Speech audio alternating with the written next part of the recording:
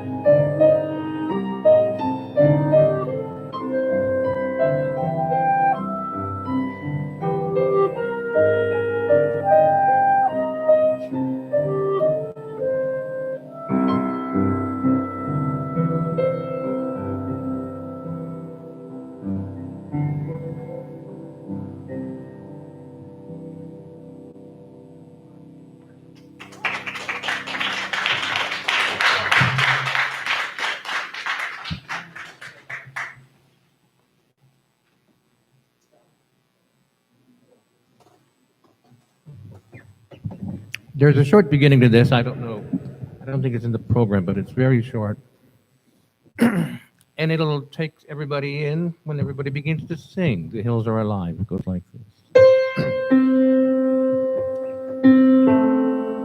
My day in the hills has come to an end. I know the star has come out to tell me it is time to go. But deep in the dark green shadows are voices that urge me to stay. So I pause and I wait and I listen for one more sound, for one more lovely thing that the hills might say. The hills are alive with the sound of music, with songs they have sung for 1,000 years. The hills fill my heart with the sound of music. My heart wants to sing every song it hears. My heart wants to be like the wings of a bird that rise from the lake to the tree. My heart wants to sigh like a chime that flies from a church on a breeze, to laugh like a brook when it trips and falls over stones in its way, to sing through the night like a lark who is learning to pray. I go to the hills when my heart is lonely. I know I will hear what I've heard before. My heart will be blessed with the sound of music, and I'll sing once more.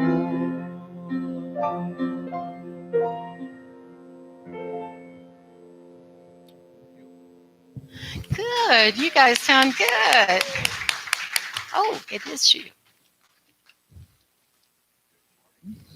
I don't think, oh, there we go. I wanted to take us into an opening prayer this morning. So I invite you to close your outer eyes. Let's just begin by taking a nice deep breath together. And as we exhale, let's become present. Let's allow everything that came before this moment to simply slide away. Breathing into that once again. I know and recognize that the divine presence of intelligence, love, joy, ease, and grace is present here right now as we are all one with the universal field of the divine. And I'm knowing that because of that truth, that this service today is already done and beautiful and rich. I'm knowing that each of us take exactly what we need from this experience today. And we bring it into our hearts, into our consciousness, and allow it to permeate our being. I'm knowing that Francis delivers a message that speaks to each and every one of us, and that we leave here today uplifted and spiritually fed and fulfilled. And I speak these words knowing that as I speak them with confidence and gratitude and release them into the action of the law, that they are complete and fulfilled. And so it is.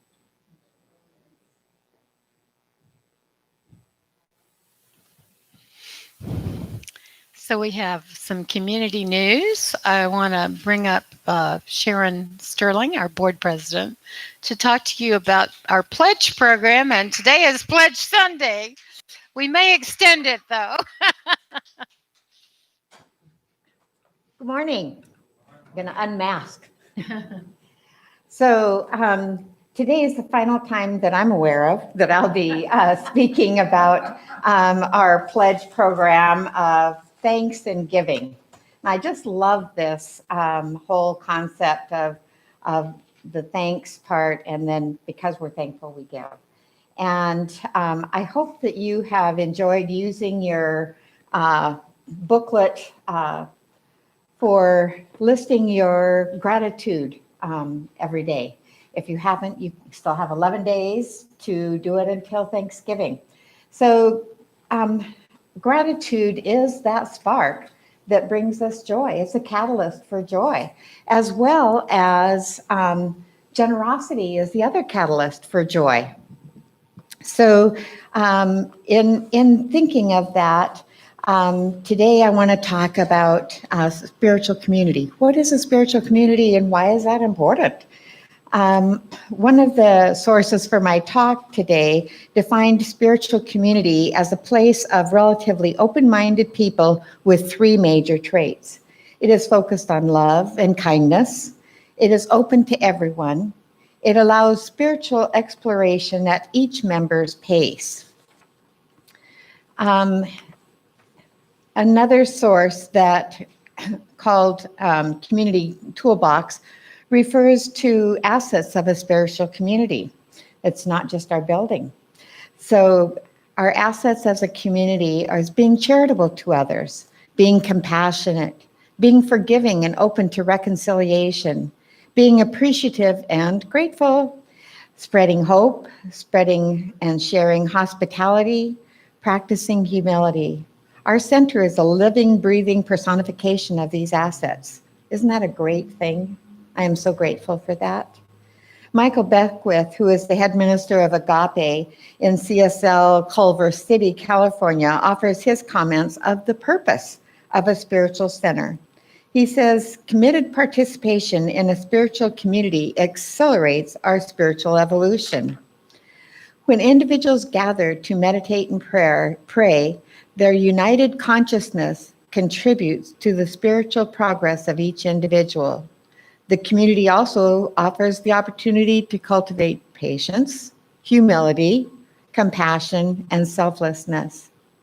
When we need encouragement on the path, the community is there to hold high watch for us.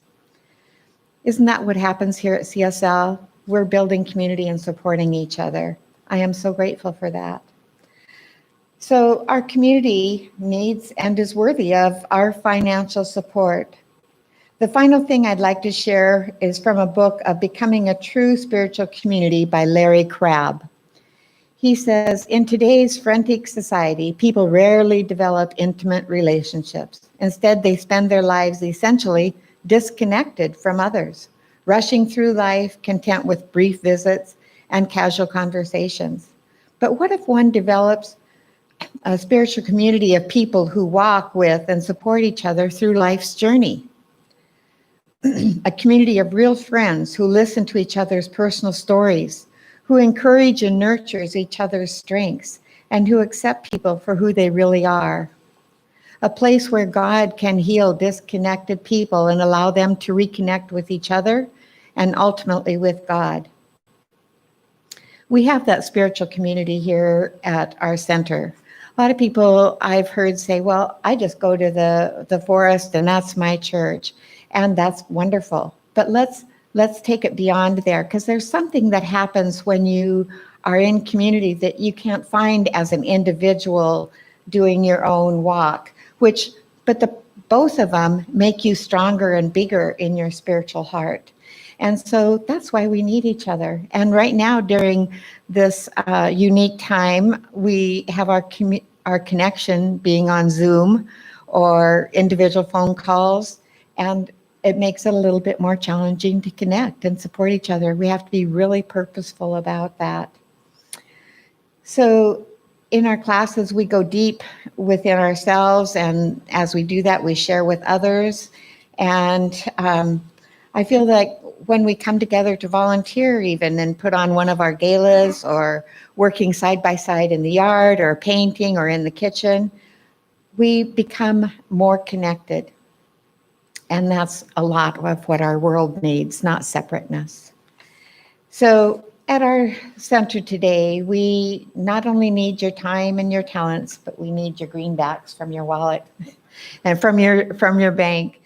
And today's the day that we're asking that you fill out your card. It's in here. And be able to give that in the offering plate. Right, they're out in the lobby as well.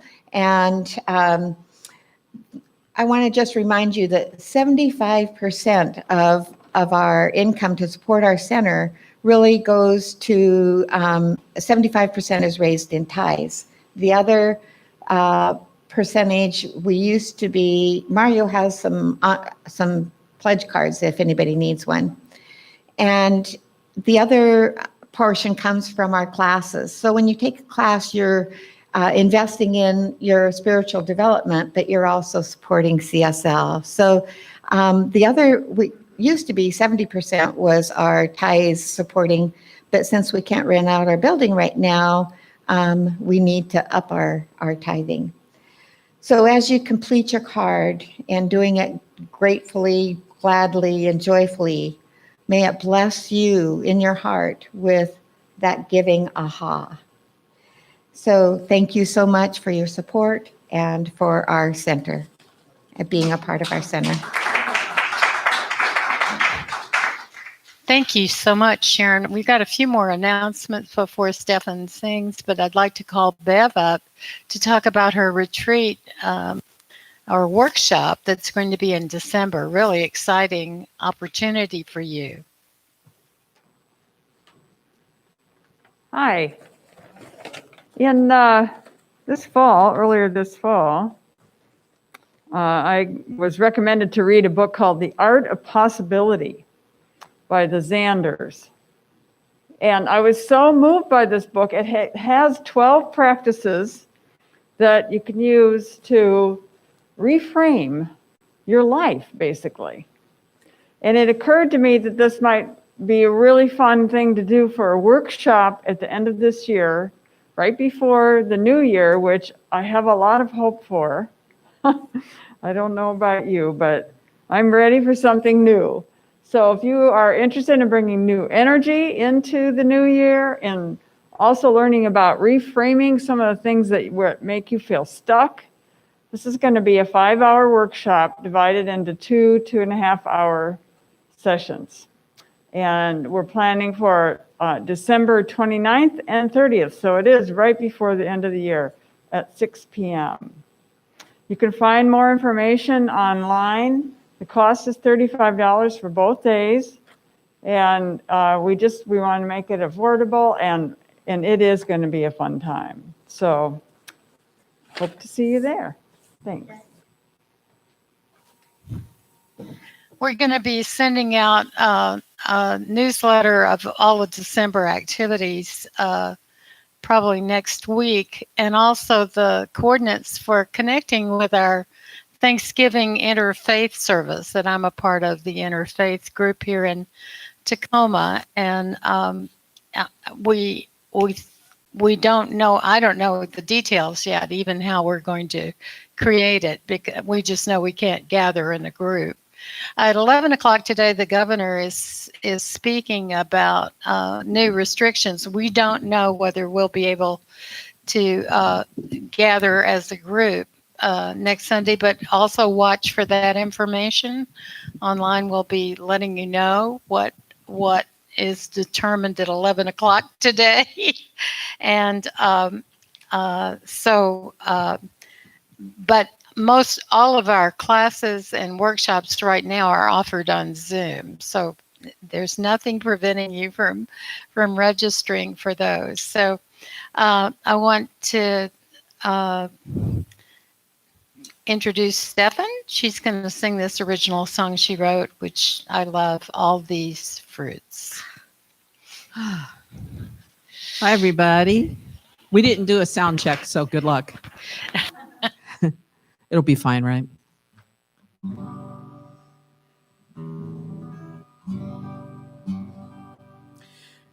There's something inside, stronger than my heart and wiser than my mind. There's something inside deeper than deep, wider than wide. What are these fruits I'm bearing? All this love inside, all this love inside, I want to keep on sharing. What are these fruits I'm bearing? All this love inside, all this love inside, I want to keep on sharing. God, sunshine of truth, warming my life, transforming my strife, performing the miracles of seeds, turning into fruits, like life everlasting and love never ending, and the peace of surrendering to all these fruits I'm bearing. All God's love inside, all God's love inside, I want to keep on sharing with you. All these fruits I'm bearing, all God's love inside, all God's love inside, I want to keep on sharing. God, sunshine of truth, warming my life, transforming my strife, performing the miracles of seeds, turning into fruits, like life everlasting and love never ending, and the peace of surrendering to all the fruits I'm bearing. All God's love inside, all God's love inside, I want to keep on sharing with you. All these fruits I'm bearing, oh, God's love inside, oh, I want to keep on sharing.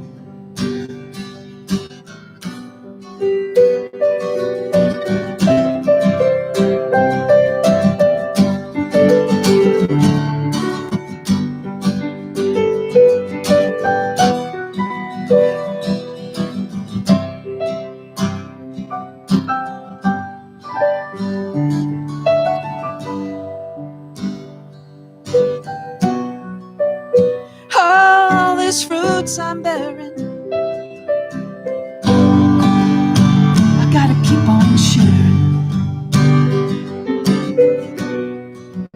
All the fruits you're bearing,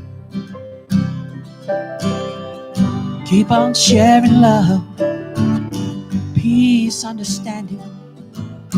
Open up your eyes, see the truth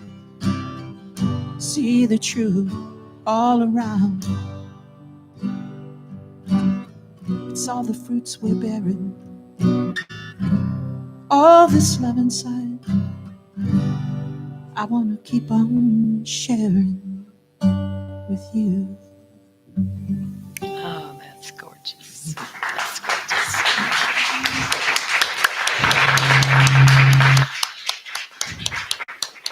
So at this time, Reverend Matthew Breck is going to do a meditation with you. So let's just take that beautiful music into a meditation. Once again, let's close our outer eyes. Let's allow ourselves to turn towards our breath. Just noticing that beautiful, perfect rhythm of our breath. Noticing the synchronistic nature of our breath and how it's the same breath of the entire universe. It's the breath of everything that is. And we are part of everything. There's simply nothing in the way of that truth. And I'm knowing that that beautiful music this morning just resonates in our hearts. Let's just take a moment and hold it there.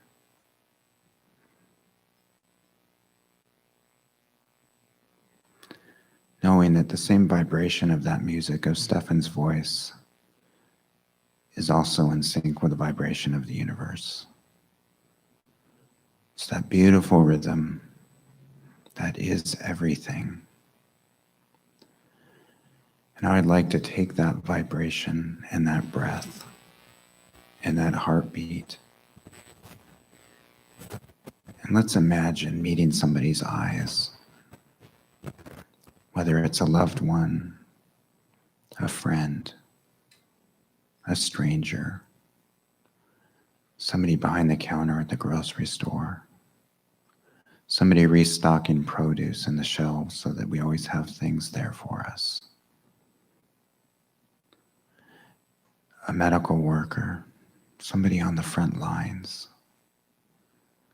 Let's just know that when we meet their eyes, that we see them with love and deep gratitude. Just allowing the fruits of our soul to move through us and touch them.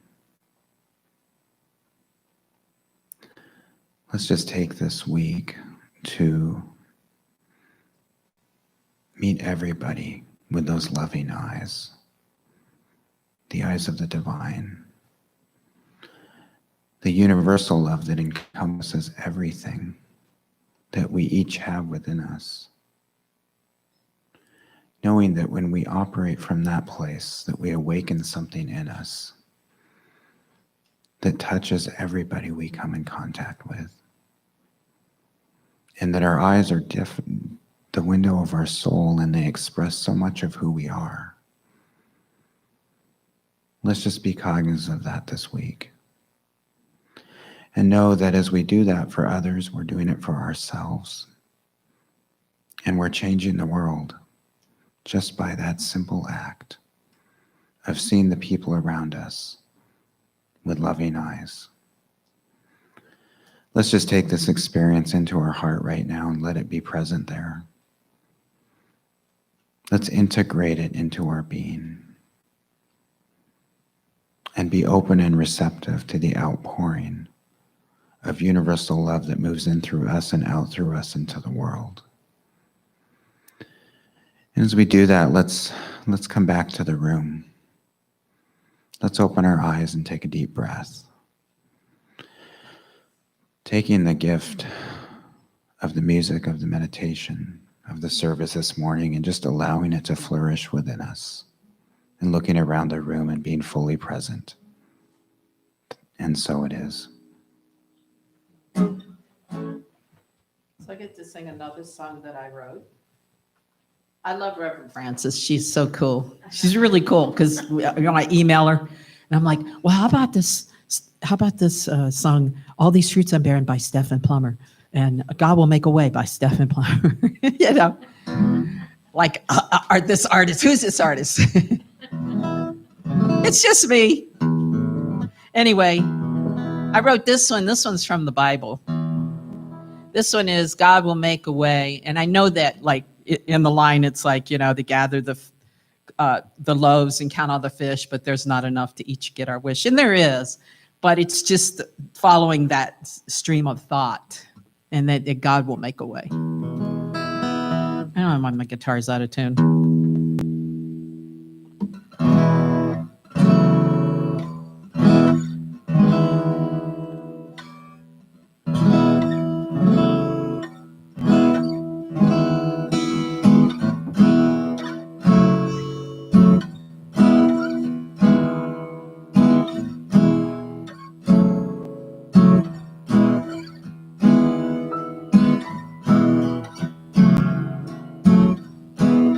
Just listen to the music for a second.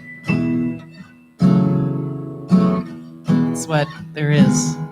Music all around.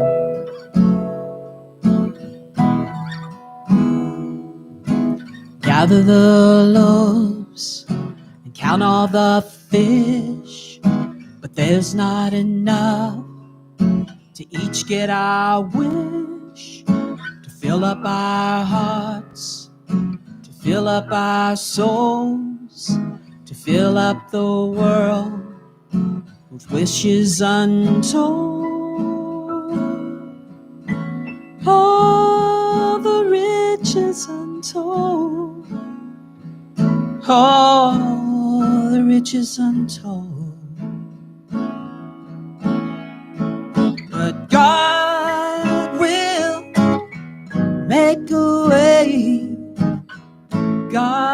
God will make a way.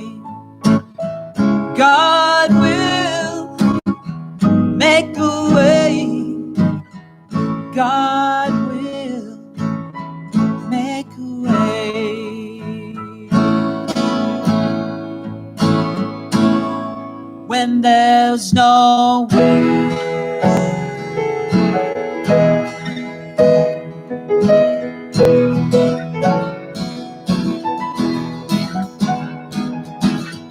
miracles every day, and intelligence on the way, and total bliss we can find, and peace of mind all the time.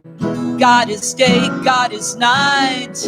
Peace is good, peace is kind, and we'll find a way every time. Yes, we'll find a way every time. Yes, we'll find a way every time. Yes, we'll find a way every time, every time, every time, every time, every time, every time. Oh, God will make a way every time, every time, every time, every time, every time. Yeah, God will make a way. I know that God will make a way. God will make a way. Yes, God will. Oh, no matter, no matter, no matter what it is, God's gonna make a way. I know that God's gonna make a way when there's way. Oh, when there's no way, you might think there's no way. You might think there's no way sometimes. It's already made, yes it is.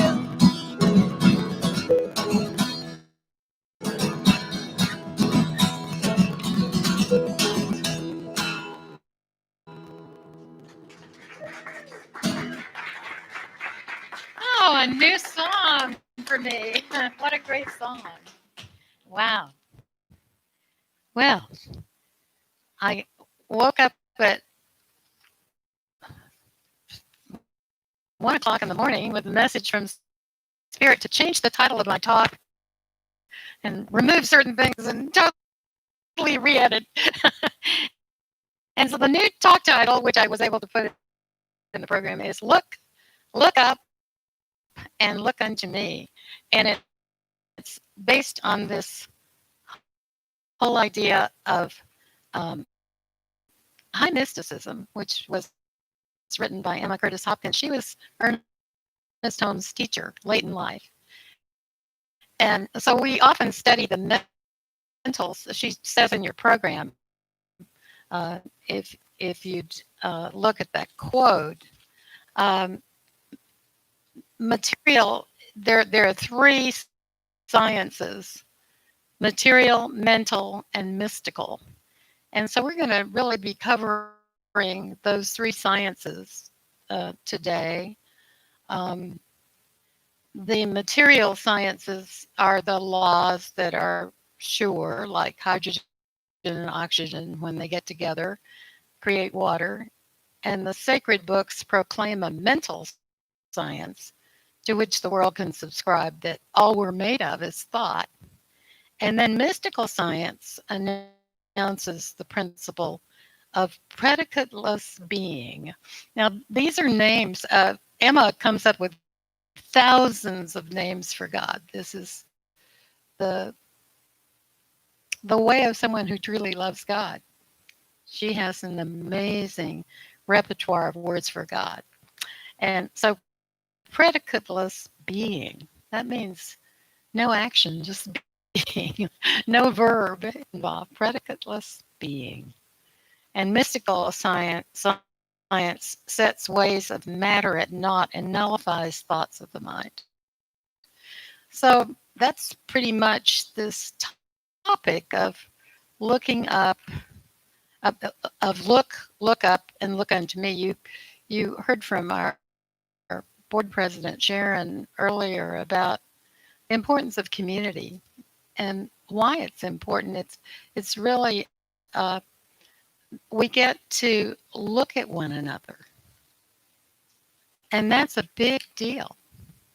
It's a big deal, and I hope today you'll just look. You don't have to get close, but look in people's eyes because it's very healing. And I'm taking a class on Emma called Money and Mysticism with Reverend Kathy Ann. And so we've been studying a lot of what she has to say, but I discovered kind of on my own a wonderful website, and you'll want to go there. It's called lookingup.org. Lookingup.org. It's an organization in Australia that is using all the neuroscience information and working with a communication company to somehow communicate this technical stuff or medical stuff to the world and teach people the value of not only looking at each other, but looking up. And then Emma comes in and teaches, says there's a science beyond all of that. And it's look unto me. He was looking at the vast, vast countenance of spirit and seeing what happens to you. So,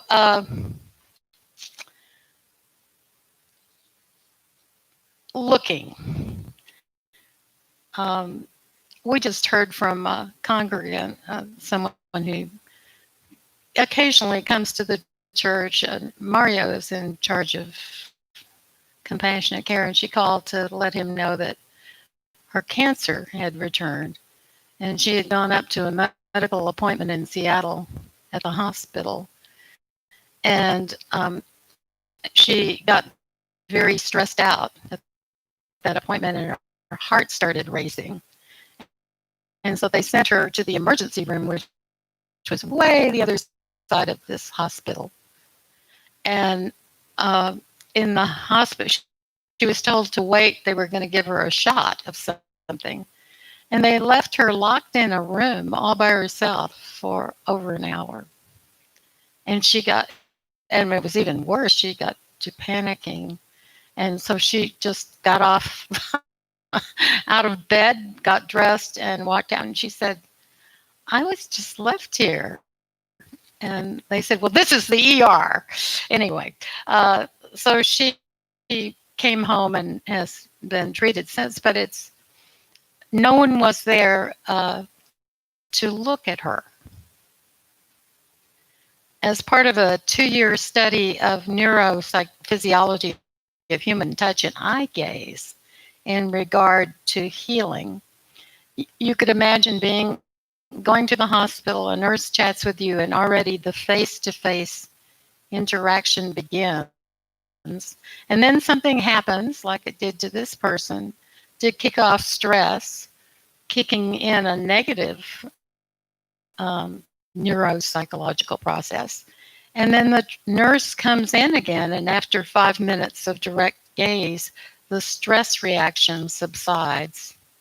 So what they've learned in Australia through this research is that when you look at someone, you light up their brain. And you start synchronizing with them in a complex, beautiful system. And so in the society we live in the spiritual community that we're in, the power and the beauty is the connection between individuals. And it shapes us and determines our health. And at the moment that human beings look at each other, they connect on a physiological level. And we set off a neural activity that develops a bond because we're hardwired to connect. That's the physical truth about human beings. And one of the most powerful interactions is eye gaze. And fortunately, our masks are not covering our eyes, are they? Um, so when we meet face to face, our brain begins to resonate at specific frequencies, and we become awash in oxytocin, dopamine, vasopressin, with all their positive effects. And when we interact face to face, we have super radar, it seems. Meeting others turns on different parts of our brain than when we meet in person than when we meet on Zoom, because the personal connection lasts longer and it feels different. And it can't be replicated on a screen. A different part of the brain lights up face to face. So due to this wonderful chemical cocktail we create when we connect, we not only light up each other's brains, but we possess the power to rewire both our own brains and those of the people we interact with. I never understood. There's a man I work with in sister cities who has Parkinson's, and he's been kind of isolated over in Gig Harbor. And recently, a couple of board members got together for lunch, and he just was glowing at the connection that happened. And he said, I can't get over how positive I feel just seeing all of you. So the more we look at each other, the keener our radar becomes. And when we feel stressed, of course, we want to see someone we trust. And so face-to-face contact is one of the major ways we elicit emotion and empathy. So amazingly, we have the power to soothe someone who's anxious or upset just by looking at them with a level of warmth. And so when we become more positive and choose words and feelings that make us feel good, our world starts getting better. Then there's mental science, of which we're really into mental science. Recently, I was told that early science of mind, Ernest Holmes, the early Ernest Holmes that wrote the textbook in 1927, we read that a lot. But it's the later Ernest Holmes that was the beneficiary of the teachings of Emma, the mystical Ernest Holmes that you find in a book called the Beverly Hills Lectures. So it would be used to study the later Ernest Holmes. But that's also the mental science is also the science of neuroscience. And so this website I was telling you about, lookingup.org, is sort of what Matthew did with the meditation. You know, when was the last time you stood in a grocery store line and instead of looking at your phone, you looked around or looked at the people in the line? So this work was done by a neuroscientist named Fiona Kerr, and I really think you'd benefit by looking up, by looking up. So, and knowing that actually when you look up and out, that your brain begins to form creative ideas, because your brain likes to riff. It likes to riff, and somehow that complexity inspires creativity. And when you look up, you begin to change your brain. It's one of the simplest things we can do. How many of you like to look at the clouds in the sky? Yeah, we like to do that. Well, we're getting benefits we don't even realize that we're getting from doing that. So we get daydreaming mode is turned on when we look up. So you can observe other people looking up. You could take a selfie of yourself looking up. But mystic Emma Curtis Hopkins talks about the power of looking up. And actually, all of the world's religious traditions talk about the value of this. The Upanishads say, I've given thee an eye divine with which to behold my power. Plato said, the eye of the soul, which is buried in an outlandish slough, is by right science lifted upwards. And Emma Curtis Hopkins says, there's one heavenly edict, look unto me.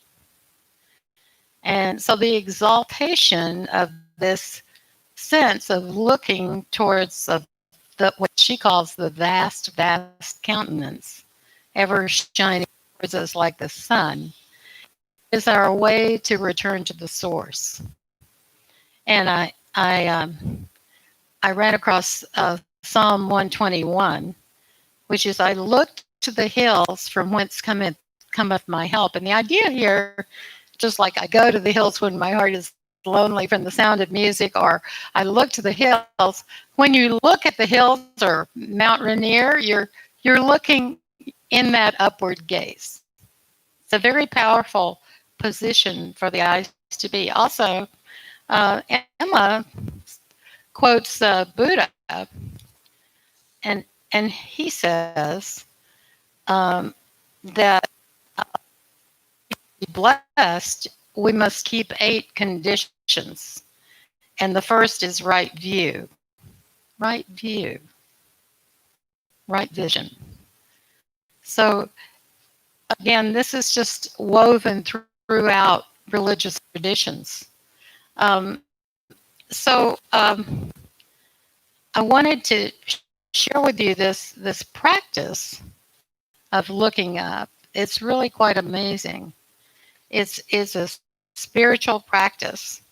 And it's Sharon talked about the high watch of watching over each other in community, but this is also the high watch that Emma talks about, which is find a place in a room where you can look at where the ceiling touches the wall, an upward gaze, and just take a few deep breaths and relax into it, and just empty the mind of any concern. What you can bring an idea. In other words, you can say, what do I need to do about this? Or you can say, Holy Spirit, hell no, if something has happened to you.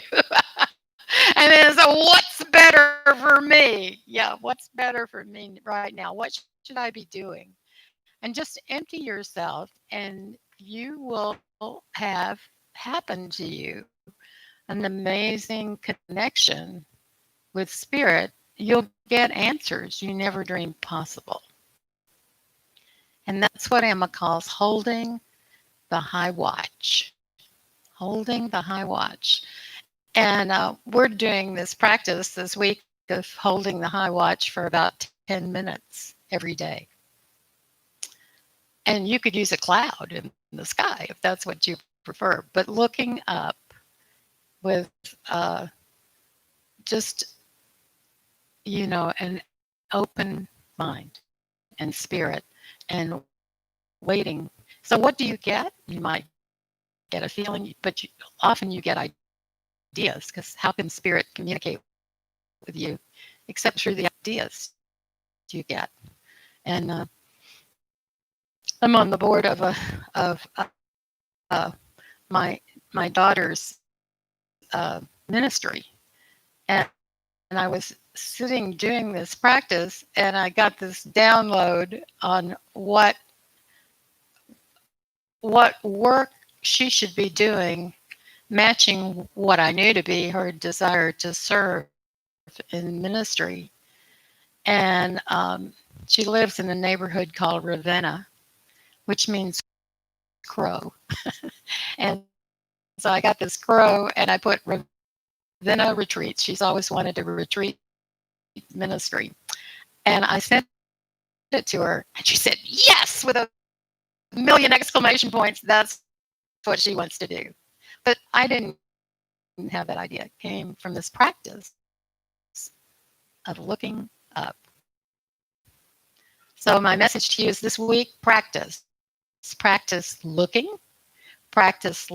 up and igniting other people's brains and your own, and practice the high watch of looking up to me. God bless you. Thank you.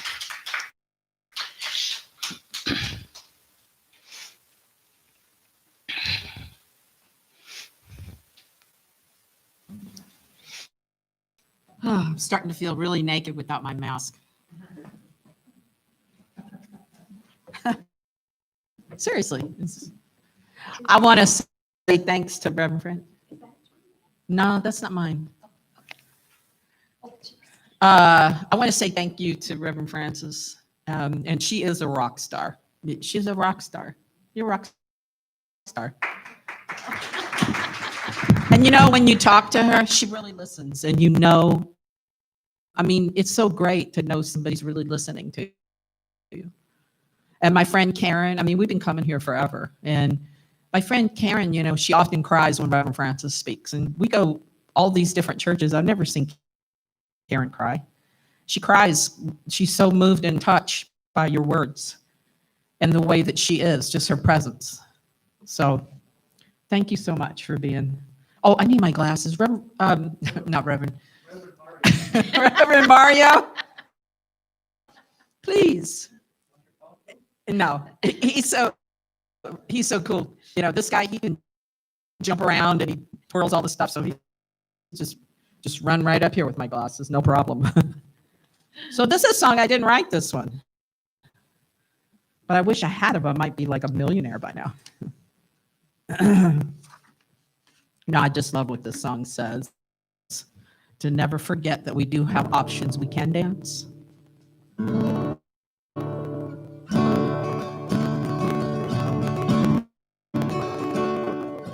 I hope you never lose your sense of wonder. Get your fill to eat, but always keep that hunger. May you never take one single breath for granted. God forbid love ever leave you empty-handed.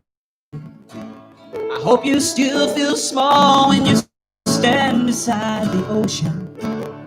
Never one door closes, I hope one more opens.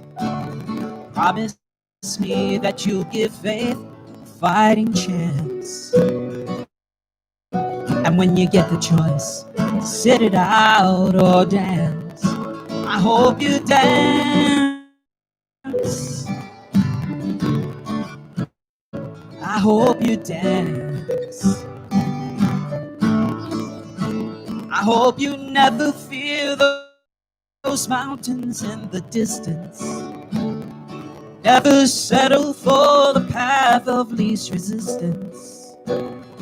Living might mean taking chances, but they're worth taking. Loving might be a mistake, but it's worth making. Don't let some helping heart leave you bitter. You come close to selling now, reconsider. Give the heavens above more than just a passing glance. And when you get the choice, sit it out. I hope you dance. I hope you dance. Time, it's a will and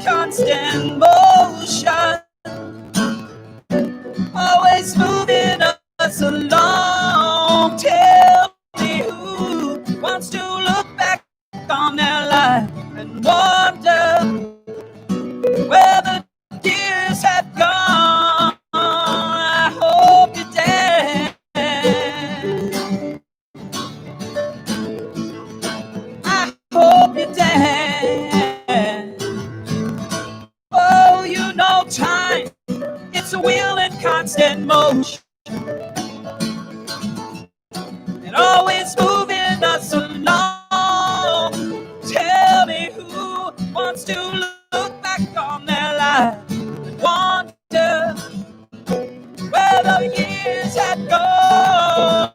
Go on and dance. Go on and dance. I hope you dance. I hope you dance.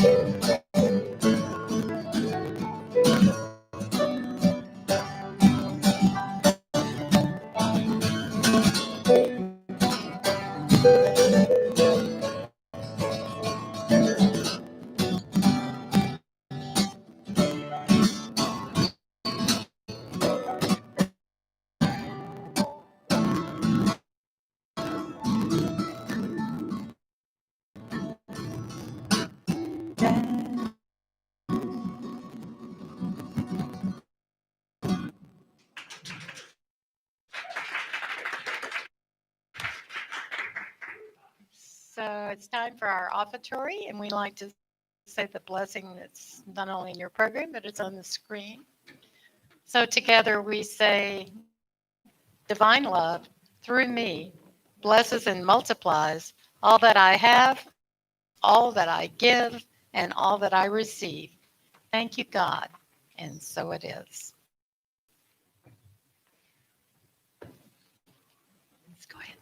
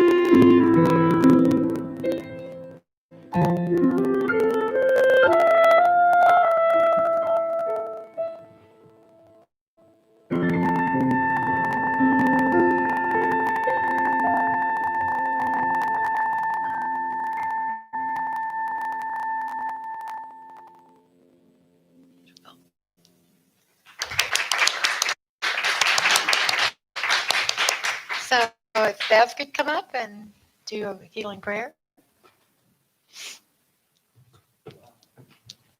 That's amazing.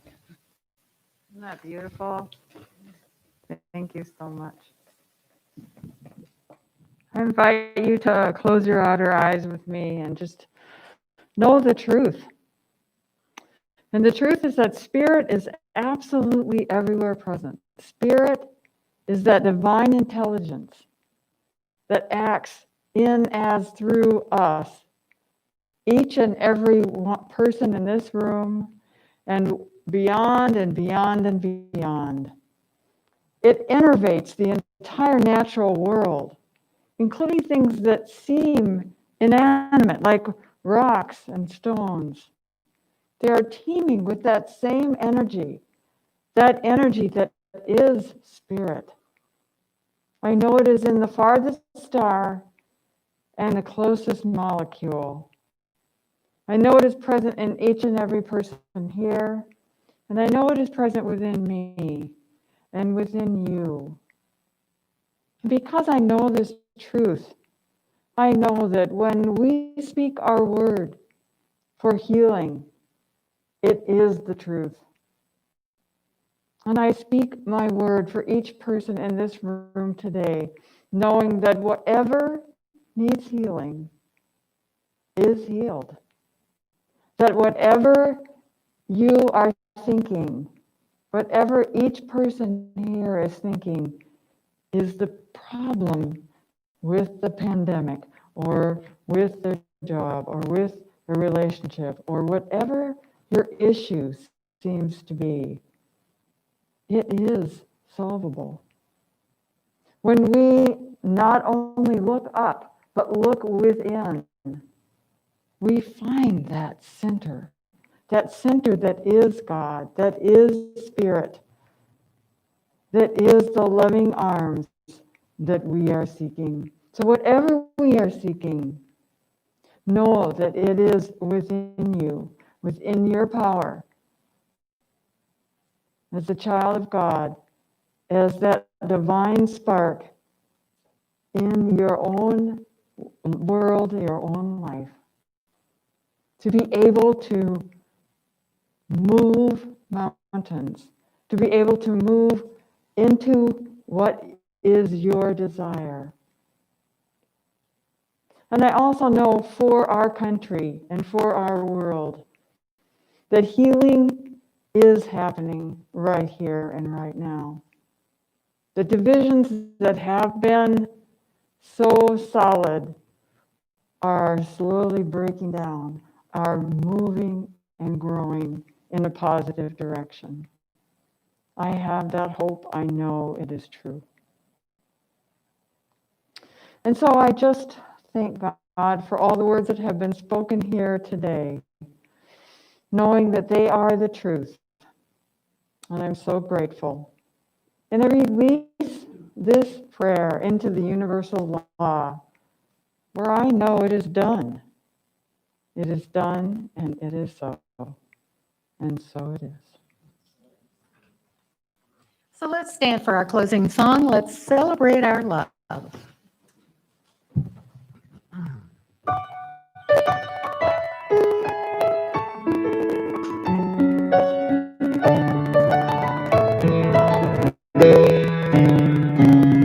Let's celebrate our love. Let's find what we're made of. Let's all together give something good. Let's shine and then shine on. Let's celebrate the sun. Let's celebrate the one in each other. Shine, shine, shine. Let your spirit shine. Love, love, love. What we're thinking of. Strong, strong, strong. You know we all belong. All belong. We all belong. We all belong. We all belong.